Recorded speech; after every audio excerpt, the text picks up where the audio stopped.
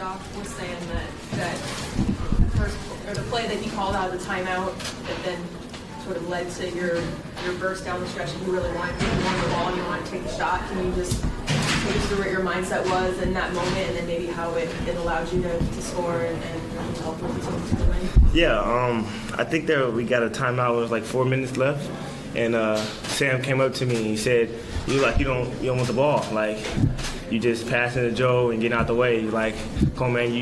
You've worked hard. You know what you do. You know what you can do, and go out there and be aggressive." And as soon as he told me that, it gave me the green light to he about to break something.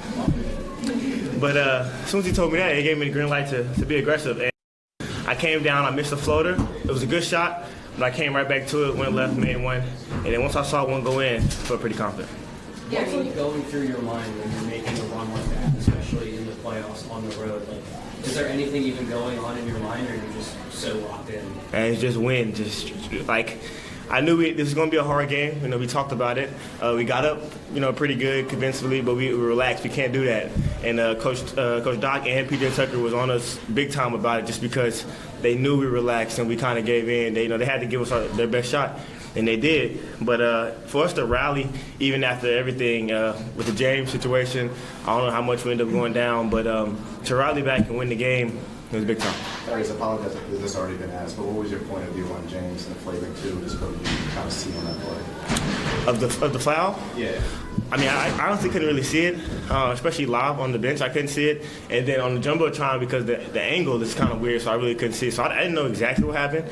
But, I mean, that's what they do. They know the situation. I don't know. I know the rule, but I don't know it, as far as depth as they do. So it happened. We moved on from it. James, I know he has the ultimate confidence in his teammates to go out there and perform, and we did. We won the game, so that's what matters. Well, why do you feel like you maybe did get a little bit passive in the second half after you had such a big first half that Sam was kind of talking about on the bench? Yeah, I mean, just kind of sometimes how the game flows. We're trying to get the ball to Joel in the elbow a little bit, let them trap so we can get easier shots. They did a good job of just being extremely physical, pushing them out, and then the way the ball was rotating out the traps, that was probably the reason why I didn't shoot as much. But down the stretch, I mean, I knew because James was out, I had the ball in my hands. So once you have the ball in your hands, you kind of dictate, where the ball goes. So trying to get to Joel, if I can't get to Joel, trying to get in the paint, make a play for somebody else or myself. You looked happy for everybody down the stretch. You looked a little extra happy for D'Anthony after that dunk. Can you take us inside your relationship with him and why you're excited for him? I'm extremely excited. It's funny. People thought that we would be, I guess, beefing or whatever because, we're in and out of the lineups. But literally, like we're like almost on a team, probably like really good friends, best friends if you want to say so. So it's like we cheer each other on in any circumstance. And I get on him for not being aggressive. He gets on me for not being aggressive. And I think that's just something that we have in common is we both want to win really bad, but we both want to see each other succeed. So I knew he was going to gamble. I'm just glad he didn't have to gamble like too hard because it fell right into his hands. So. He played well though. He played well. That little baby windmill dunk he had. I don't know where this D'Anthony was in the regular season, but dunking. But now he wants to dunk everything and jump high. But we'll take it. Doc mentioned that you guys have been able to win so many different types of games. You've been able to keep up in offensive powerhouses and defensive slugfests like this. How much does that ability of you guys kind of feed into the confidence that you guys have? Man, it's huge. It's extremely big because we have so many different guys that can do things. So, like, if you saw the game, how it went, I think I had a big first quarter.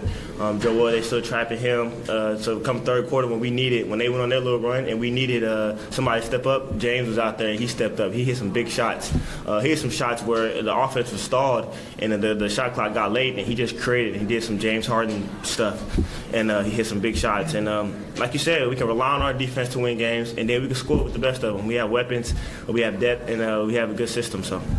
We talked about this earlier this week as far as the next game obviously being the most important one, but in your experience now in a couple of playoffs, why do you feel like it's hard for a sweep to happen? Why is it hard for one team to sweep the other team? It's hard for a sweep and it's hard to win a closeout game because everybody has pride out here, man. This is the best basketball players in the world. So it's like, if if you don't have pride, then you wouldn't be here. You know what I'm saying? So you're not going to just lay down and let somebody, close out the game or close out the series on you. You're going to put your all into it, and that's what they're going to do on Saturday. And this game's over.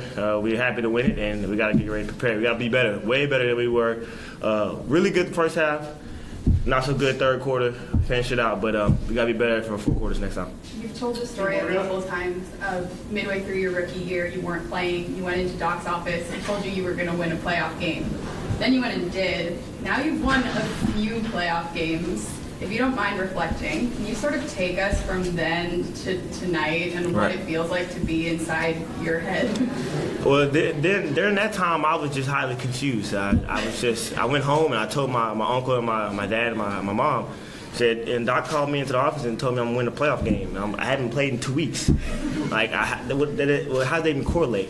But, as soon as he told me that, he played me like consistently every single game, and I felt a confidence switch. Like, I've always had confidence, but when Joel was coming up to me, Tobias, and Mike Scott on the team was coming up to me telling me, like, bro, we've seen you play, we've seen you hoop, now just go out there on the court and do it with the ultimate confidence. And I think that was a turning point of my small career so far, or young career so far. And then once that happened, last year went how it went, and this year I think I kept saying, coming into training camp, I knew what my role was going to be. I knew this is my first time coming into training camp knowing my role was going to be. Went through some adversity, got hurt, stuff changed, but my mindset's always been the same, and that's to win and do whatever it takes to win. And tonight it was, when our ball handler, our leader, went out, was take that role in the full quarter and help us get into our stuff, help us win the game. Just kind of piggybacking on that. Doc said what he was most impressed with was the way you guys were able to stay composed despite things not going your way. Just like, where does that composure come from when guys are getting tossed for whatever reason and calls might not be going your way? We got a lot of old guys out there, like Tuck, and he's telling everybody to sit down and be quiet and listen to coach or listen to him.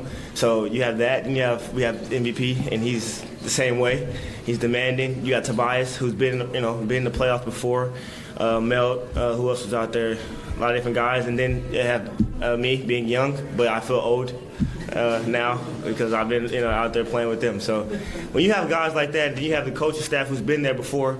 You have everybody that was on our bench with D-House, Trez, Deadman, all those guys. They've been there before. So for us to stay calm in that situation was really good, and I'm proud of my teammates for that. Are you impressed though that you guys have been able to win, even though the Nets have been able to kind of limit Joel from scoring the way he's been accustomed to? Yeah, I think I said it last game. Kudos to Joe because he's trusting right now, and he's really getting guys shots, and he's not forcing the issue, and he's okay with. It's a level of respect. I mean, he's just so good. You can't play him one-on-one. You can't let him dribble. Like, you got to double him almost every time he catch the ball, or he'll probably score. So for him to be able to trust and get the ball out of his hands quick and not turn the ball over, it's a big step. I feel like this is the year that he's trusted a lot more, even throughout the season, and I think it's going to benefit us. Thanks, Tyrese. Thanks, guys.